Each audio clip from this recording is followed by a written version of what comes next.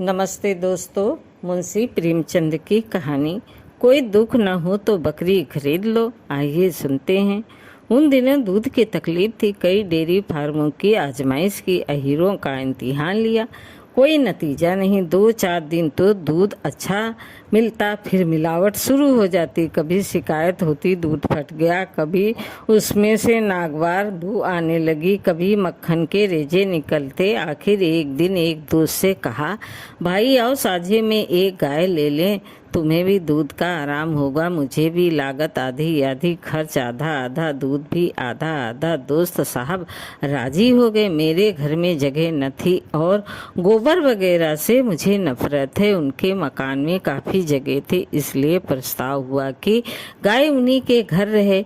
इसके बदले में उन्हें गोबर पर एक छत्र अधिकार रहे। वो उसे पूरी आज़ादी से पाथे उपले बनाए, घर लिपे, पड़ोसियों को दे या उसे किसी आयुर्वेदिक उपयोग में लाए। इकरार करने वाले को इसमें किसी प्रकार की आपत्ति या प्रतिवाद न होगा, और इकरार करने वाला सही होश हवास में इकरार करता है कि वो गोबर पर कभी अपना अधिकार जमाने की कोशिश न करेगा और न किसी का इस्तेमाल करने के लिए आमादा करेगा। दूध आने लगा, रोज रोज की झंझट से मुक्ति मिली। एक हफ्ते तक किसी तरह की शिकायत न पैदा हुई।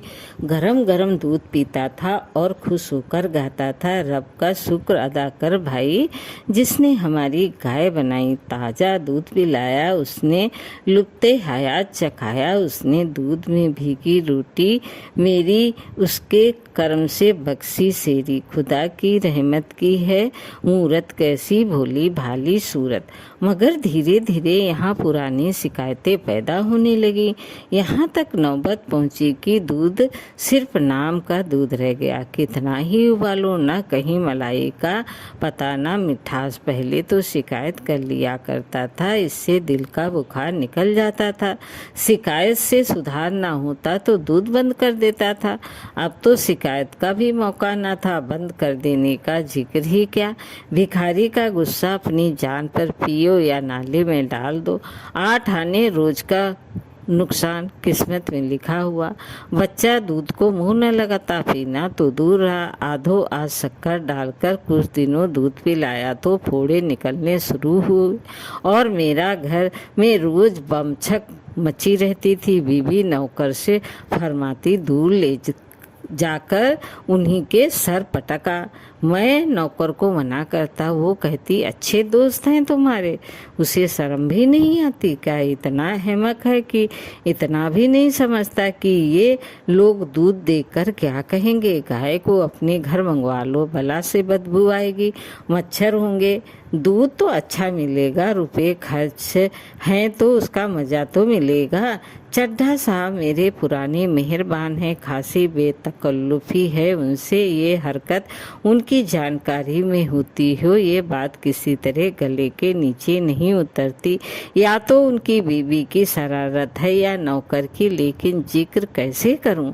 और फिर उनकी बीवी से भी तो रस्म है।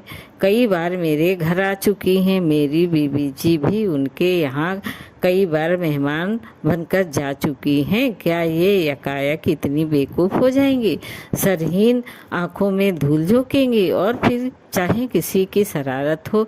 मेरे लिए ये गैर मुमकिन था कि उनसे दूध की खराबी की शिकायत करता। खैरियत ये हुई कि तीसरे महीने चड्ढा का तबादला हो गया। मैं अकेले गाय न रख सकता था, साझा टूट गया। गाय आधे दामों बेच दी गई। मैंने उस दिन इत्मीनान की सांस ली। आखिर ये सलाह हुई कि एक बकरी रख ली जाए, वो बीच आंगन के एक कोने में पड़ी रह सकती है। उसे धोने के लिए न ग्वाले की ज़रूरत, न उसका गोबर उठाने, नान धोने, चारा भूसा डालने के लिए किसी अहरिन की ज़रूरत। बकरी तो मेरा नौकर भी आसानी से धो लेगा। थोड़ी सी चोकर डाल दी, चलिए किस्सा तमाम हुआ। फिर बकरी का दूध फायदेमंद भी ज़्यादा है, बच्चों के लिए खास तौर पर जल्दी हजम होता है, न गर्मी करे न सर्दी, स्वास्थ्यवर्धक है। संयोग से मेरे यहाँ जो पंडित जी मेरे मसौदे नकल करने आया करते थे, इस मामले में काफ़ी तजुर्बेकार थे। उनसे जिक्र किया तो उन्होंने एक बकरी की ऐसी स्तुति गाई, उसका ऐसा कसीदा पढ़ा कि मैं बिना देखे ही उसका प्रेमी हो गया। पछाही नस्ल की बकरी है, ऊंचे कद की है, बड़े बड़े थन जो जमीन से लगते चलते हैं, बेहद कमखोल लेकिन बेहद दुधारू। एक वक्त में 2-2.5 सेर दूध ले लीजिए। अभी पहली बार ही बियाई है, 25 रुपये में आ जाएगी। मुझे दाम कुछ ज़्यादा मालूम हुआ, लेकिन पंडित जी पर मुझे एतबार था, फरमाइश कर दी गई और तीसरे दिन बकरी आ पहुंची। मैं देखकर उछल पड़ा। जो गुड़ बताए गए थे उनसे कुछ ज़्यादा ही निकले। एक छोटी सी मिट्टी की नाद मंगवाई गई, चोकर का भी इंतजाम हो गया। शाम को मेरे नौकर ने दूध निकाला तो सचमुच 2.5 सेर मेरी छोटी पतीली लबालब भर गई थी। अब मूसलों ढोल बजाएंगे, ये मसला इतने दिनों के बाद जाकर कहीं हल हुआ। पहले ही ये बात सोचती तो क्यों इतनी परेशानी होती। पंडित जी का बहुत बहुत शुक्रिया अदा किया। मुझे सवेरे तड़के और शाम को उसकी सींग पकड़ने पड़ते थे, तब आदमी दूध पाता था, लेकिन ये तकलीफ इस दूध के मुकाबले में कुछ न थी। बकरी क्या है, कामधेनु है। बीबी ने सोचा इसे कहीं नजर न लग जाए, इसलिए उसके थन के लिए एक गिलाफ तैयार हुआ। इसकी गर्दन में नीले चीनी के दाने का एक माला पहनाया गया। घर में जो कुछ जूठा बचता देवी जी खुद जाकर उसे खिला आती थी, लेकिन एक हफ्ते में दूध की मात्रा कम होने लगी। जरूर नजर लग गई। बात क्या है? पंडित जी से हाल कहा तो उन्होंने कहा, साहब देहात की बकरी है, जमींदार की बेद रेग अनाज खाती थी और सारे दिन बाग में घुमा चरा करती थी, और बंधे बंधे दूध कम हो जाए तब ताज्जुब नहीं। इसे जरा टहला दिया कीजिए। लेकिन शहर में बकरी को टहलाएगा कौन और कहाँ? इसलिए तय हुआ कि बाहर कहीं मकान लिया जाए। वही बस्ती से जरा निकलकर खेत और बाग है, कहार घंटे 2 घंटे टहला लाया करेगा। झटपट मकान बदला और गौ की मुझे दफ्तर आने जाने में 3 मील का फासला तय करना पड़ता था, लेकिन अच्छा दूध मिले तो मैं इसका दुगना फासला तय करने को तैयार था। यहाँ मकान खूब खुला हुआ था। मकान के सामने सहन था। जरा और बढ़कर आम और महुए का बाग, बाग से निकलिए तो कच्छियों के खेत थे, किसी में आलू किसी में गोभी। एक कच्छी से तय कर लिया कि रोजाना बकरी के लिए कुछ हरियाली दे जाया करे, मगर इतनी कोशिश करने पर भी दूध की मात्रा में कुछ खास बढ़त नहीं हुई। 2.5 सेर की जगह मुश्किल से सेर भर दूध निकलता था, लेकिन ये तस्कीन थी कि दूध खाने से यही क्या कम है। मैं यहाँ कभी नहीं मान सकता कि खिदमतगारी के मुकाबले में बकरी चराना ज़्यादा जलील काम है। हमारे देवताओं और नवाबियों का बहुत सम्मानित वर्ग गल्ले चराया करता था। श्री कृष्ण जी गाय चराते थे। कौन कह सकता है कि उस गल्ले में बकरियां ना रही हों। हजरत ईसा और हजरत मोहम्मद दोनों ही भेड़े चराते थे, लेकिन आदमी रूढ़ियों का दास है। जो कुछ बुजुर्गों ने नहीं किया उसे वो कैसे करें। नए रास्ते पर चलने के लिए जिस संकल्प और दृढ़ आस्था की जरूरत है वो हर एक में तो होती नहीं। धोबी आपके गंदे कपड़े तो धो देगा, लेकिन आपके दरवाजे पर झाड़ू लगाने में अपनी हाथक समझता है। जराए सम्मन पेशा कौम के लोग बाजार से कोई चीज़ कीमत देकर खरीदना अपनी शान के खिलाफ समझते हैं। मेरी खिदमतगार को बकरी लेकर बाग में जाना बुरा मालूम होता था। घर से तो ले जाए, लेकिन बाग में उसे छोड़कर खुद किसी पेड़ के नीचे सो जाता। बकरी पत्तियां चल लेती थी, मगर एक दिन उसके जी में आया कि जरा बाग से निकलकर खेतों की सैर करे। यूँ वो बहुत ही ही सभ्य और सुसंस्कृत बकरी थी। उसके चेहरे से गंभीरता झलकती थी, लेकिन भाग और खेत में घुस गई। आज़ादी नहीं है, इसे वो शायद ना समझ सकी। एक रोज़ किसी खेत में घुस गई और गोभी की कई क्यारियाँ साफ कर गई। कच्छी ने देखा तो उसके कान पकड़ लिए और मेरे पास लाकर बोला, बाबा जी, इस तरह आपकी बकरी हमारा खेत चरेगी तो हम तो तबाह हो जाएंगे। आपको बकरी रखने का शौक है तो इसे बांध कर रखिए। आज तो हमने आपका लिहाज किया, लेकिन फिर हमारे खेत में गई तो हम या तो उसकी टांग तोड़ देंगे या कन्हौजी भेज देंगे। अभी वो अपना भाषण खत्म न कर पाई थी कि उसकी बीबी आ पहुंची और उसने उसी विचार को और भी जोरदार शब्दों में अदा किया। हाँ हाँ करती रही, मगर राण खेत में घुस गई और सारा खेत चौपट कर दिया। इसके पेट में भवानी बैठे। यहाँ कोई तुम्हारा दबेल नहीं है, हकीम होगे, अपने घर के होगे। बकरी रखना है तो बांध कर रखो, नहीं गला ऐंठ दूंगी। मैं भीगी बिल्ली बना हुआ खड़ा था। जितनी फटकार आज सहनी पड़ी उतनी जिंदगी में कभी न सही। और जिस धीरज से आज काम लिया, अगर उससे दूसरे मौके पर काम लिया होता तो आज आदमी होता। कोई जवाब नहीं सूझता था, बस यही जो जी चाहता है था कि बकरी का गला घोंट दूं और खिदमतगार को 150 हंटर जमाऊं। मेरी खामोशी से वो औरत भी शेर होती जाती थी। मुझे मालूम हुआ कि किन्हीं किन्हीं मौक़ों पर खामोशी नुकसानदेह साबित होती है। खैर, मेरी बीवी ने घर में ये गुल गापड़ा सुना तो दरवाजे पर आ गई। हेकड़ी से बोली, तू कन्हौजी पहुंचा दे। और क्या करेगी, नाहक टर टर कर रही है घंटे भर से। जानवर ही है, एक दिन खुल गई तो क्या उसकी जान ले लेगी। खबरदार जो एक बात भी मुँह से निकली, क्यों नहीं खेत के चारों तरफ झाड़ लगा देती, कांटों से रूद दे। अपनी गलती तो मानती नहीं, ऊपर से लड़ने आई है। अभी पुलिस में इतला कर दें तो बंधे बंधे फिरो। बात कहने की इस शासनपूर्ण शैली ने उन दोनों को ठंडा कर दिया। लेकिन उनके चले जाने के बाद मैंने देवी जी को खूब खबर ली। गरीबों का नुकसान भी करती हो और ऊपर से रोब जमाती हो, इसी का नाम इंसाफ है।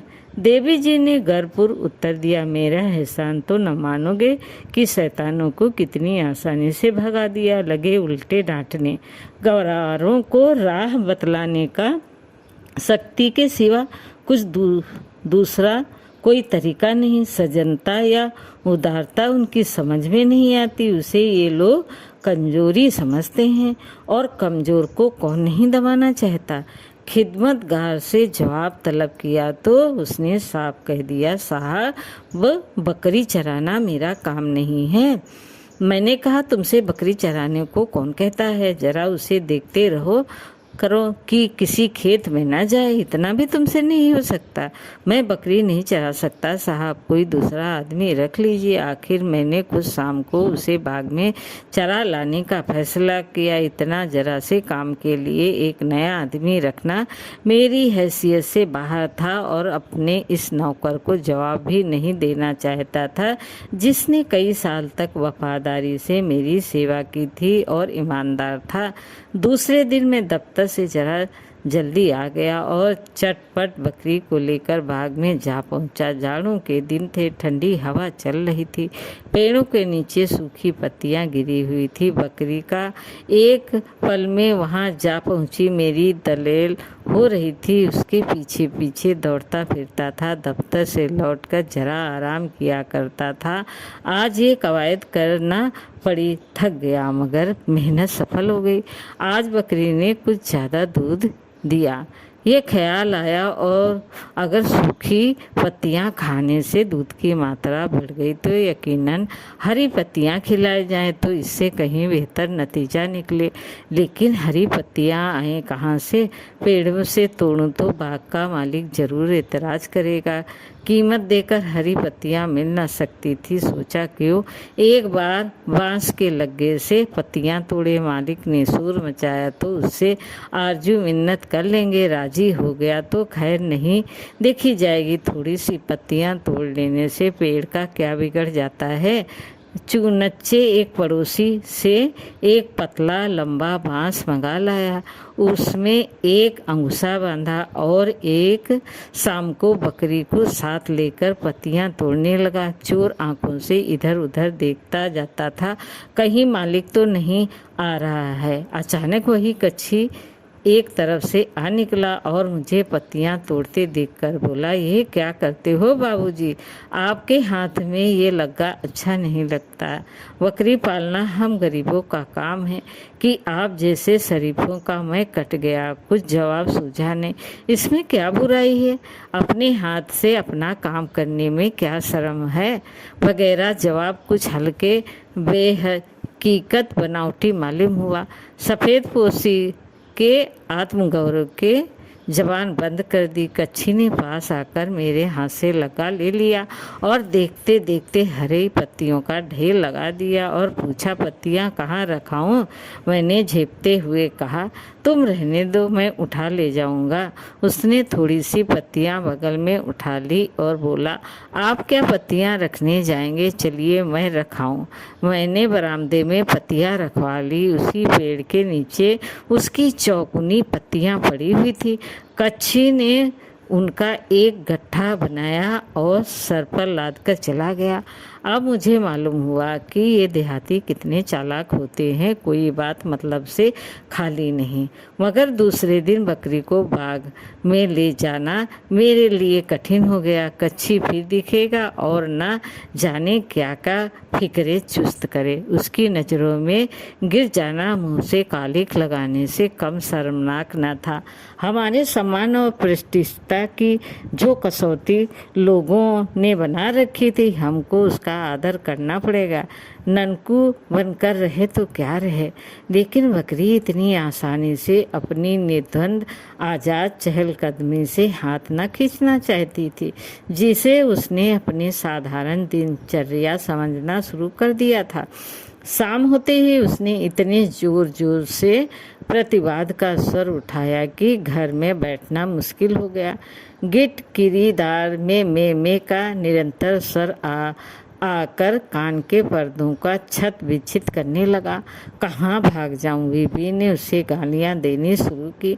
मैंने गुस्से में आकर कई डंडे रसीद किए, मगर उसे सत्याग्रह स्थगित न करना था, न किया। बड़े संकट में जान थी, आखिर मजबूर हो गया।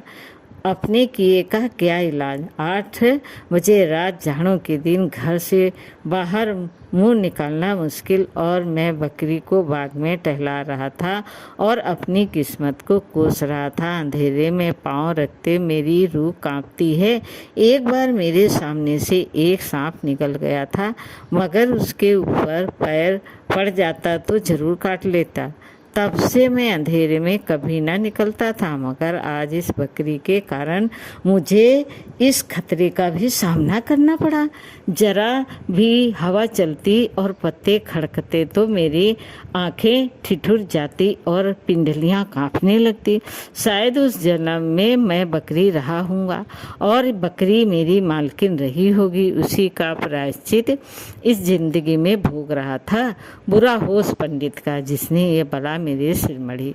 गृहस्थी भी जंजाल है, बच्चा ना होता तो क्यों इस मुजी जानवर की इतनी खुशामद करनी पड़ती।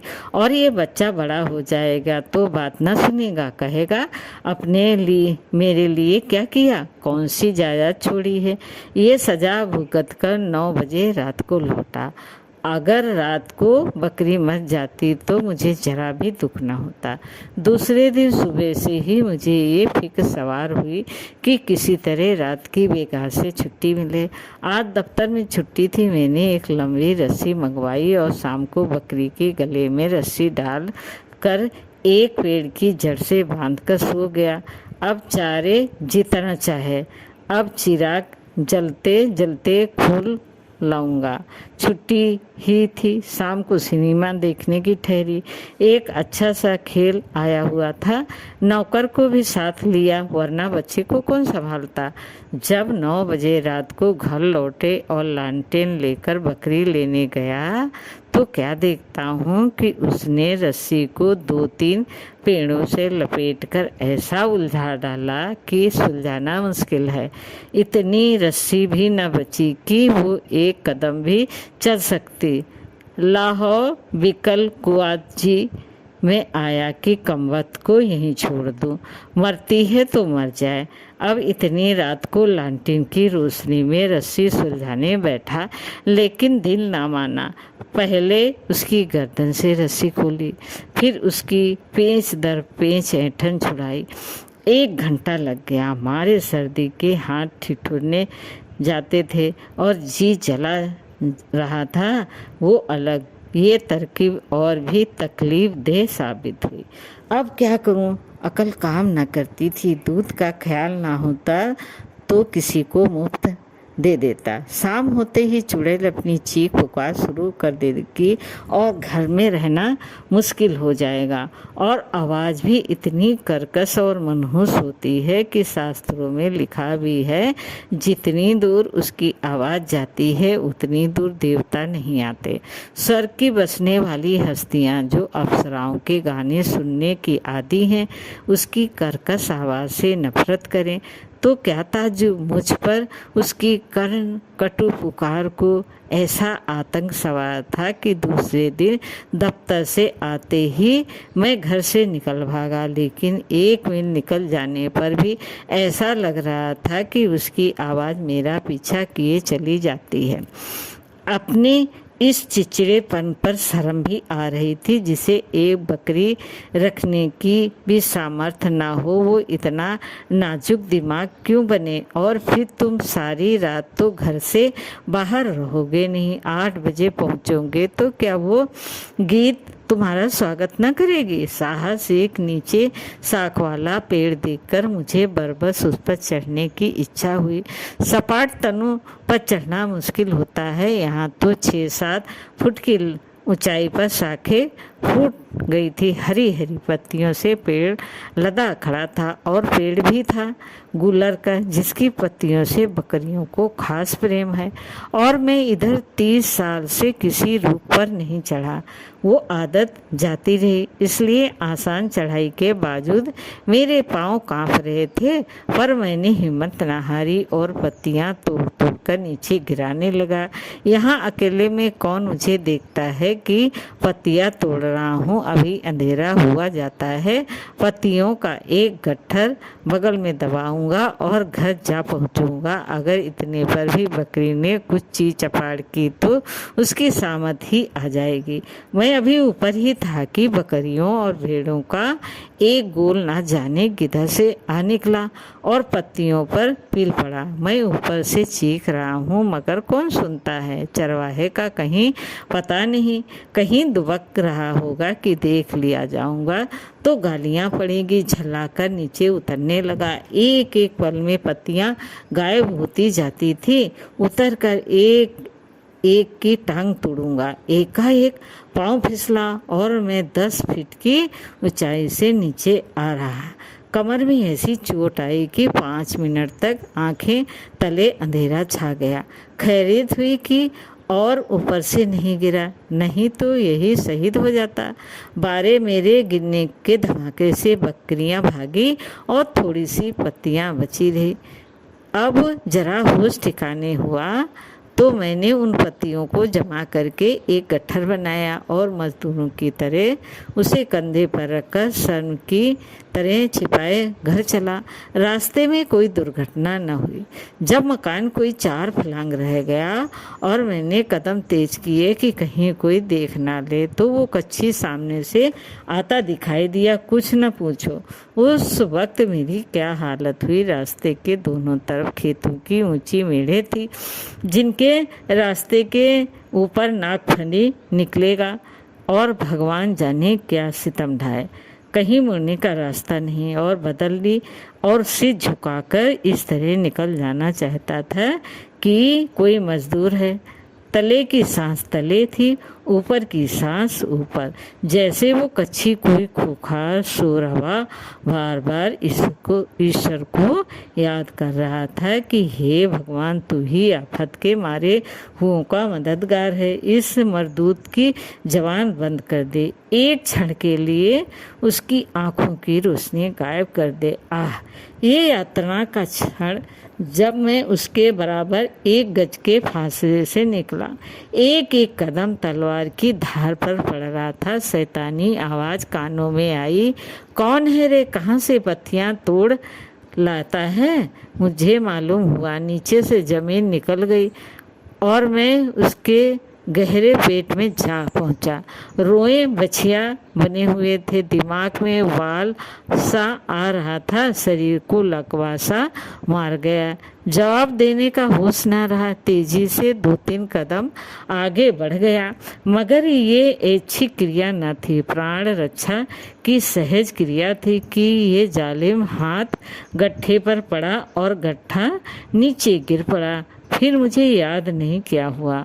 मुझे जब होश आया तो मैं अपने दरवाजे पर पसीने से तर खड़ा था, गोया मिर्गी के दौरे के बाद उठा हूँ। इस बीच मेरी आत्मा पर उपचेतना का अधिपत्य था और बकरी की वो घृणित आवाज़, वो कर्कश आवाज़, वो हिम्मत तोड़ने वाली आवाज़, वो दुनिया की सारी मुसीबतों का खुलासा, वो दुनिया की सारी लानतों की रूह कानों में चुभी जा रही थी।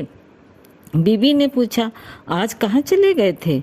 इस चुड़ैल को जरा बाग भी ना ले गए, जीना मुहाल किए देती है, घर से निकलकर कहीं चली जाऊं। मैंने इत्मीनान दिलाया, आज चिल्ला लेने दो, कल सबसे पहले ये काम करूँगा कि इसे घर से निकाल बाहर करूँगा, चाहे कसाई को देना पड़े।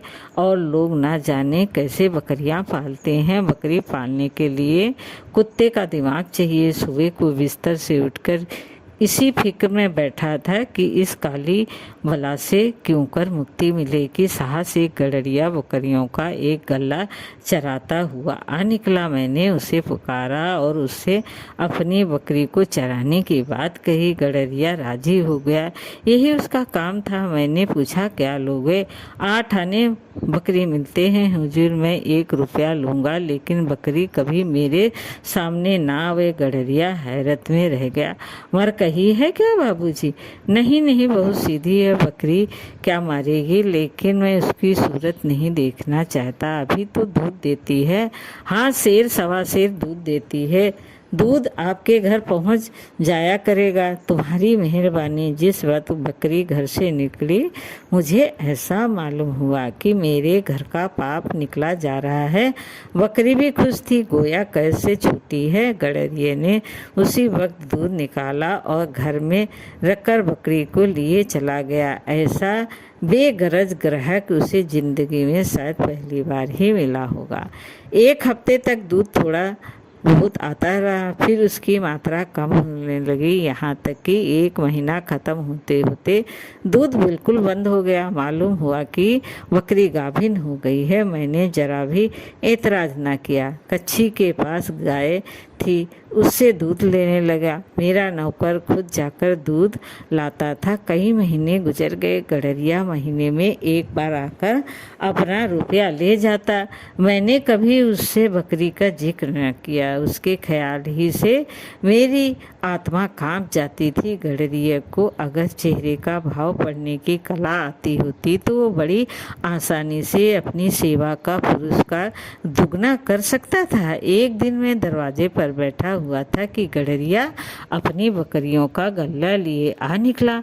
मैं उसका रुपया लाने अंदर गया कि क्या देखता हूँ, मेरी बकरी 2 बच्चों के साथ मकान में आ पहुँची। वो पहले सीधे उस जगह गई जहाँ वो बांधा करती थी, फिर वहाँ से आंगन में आई और शायद परिचय दिलाने के लिए मेरी बीबी की तरफ ताकने लगी। उन्होंने दौड़कर एक बच्चे को गोद में ले लिया और कोठरी में जाकर महीनों का जमा चोकर निकाल लाई और ऐसी मोहब्बत से बकरी को खिलाने लगी कि जैसे बहुत दिनों की बिछड़ी हुई सहेली आ पहुंची हो। ना वो पुरानी कटुता थी, ना वो मनमुटाव, कभी बच्चे को चुमकारती थी, कभी बकरी को सहलाती थी और बकरी डाक गाड़ी की रफ्तार से चोकर उड़ा रही थी। तब मुझसे बोली, कितने खूबसूरत बच्चे हैं। हाँ, बहुत खूबसूरत हैं, जी चाहता है एक पाल लूं, अभी तबीयत नहीं भरी, तुम बड़े निर्मोही हो। चोकर ख़त्म हो गया।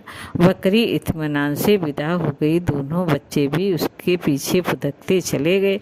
देवी जी आंख में आंसू भरे ये तमाशा देख रही थी। गडेरिये ने चिलम भरी और घर से आग मांगने आया। चलते वक्त बोला, कल से दूध पहुंचा दिया करूँगा मालिक। देवी जी ने कहा, और दोनों बच्चे क्या पिएंगे? बच्चा कहाँ तक पिएंगे बहू जी, 2 सेर दूध अच्छा ना होता था, इस मारे नहीं लाया। मुझे रात को वो मर्मनाक घटना याद आ गई। मैंने कहा, दूध लाओ या न लाओ तुम्हारी खुशी, लेकिन बकरी को इधर न लाना। उस दिन से ना वो गडरिया नजर आया, ना वो बकरी, और ना मैंने पता लगाने की कोशिश की। लेकिन देवी जी उसके बच्चों को याद करके कभी कभी आंसू बहा रोती हैं। दोस्तों, कहानी कैसी लगी? लाइक करें, सब्सक्राइब करें। धन्यवाद।